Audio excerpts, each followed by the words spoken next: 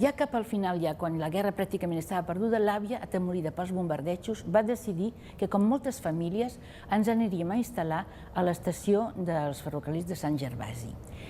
Vivíem a Sarrià, però jo sempre he pensat, i per què a Sant Gervasi? Perquè era la primera estació coberta que hi havia.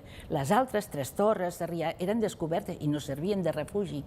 I en allà amb 2 matalassos i una cadireta ens hi vam quedar. El tiet Miguel és el que feia cada dia el recorregut des de les andanes fins a casa. L'avi sí que es va negar a vindre, on l'avi, pobret, preparava una olla, que només era una miqueta de caldo, res, amb 4 llenties, i el tiet Miguel ho portava fins al refugi.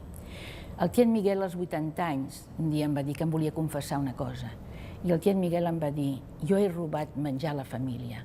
Tenia molta gana, tenia 13 anys, i quan el pare em donava aquella olla, jo quan veia que podia posar la mà dintre, perquè m'agradava molt calenta, jo he robat menjar a la família.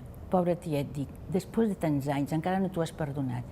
En allà, amb aquelles andanes, estava amuntegat de gent, que a més augmentava quan se sentien les sirenes a fora, tota la gent que baixava només pel moment del bombardeig. I allà ens hi vam estar, calculo més o menys, que uns 8 o 10 dies.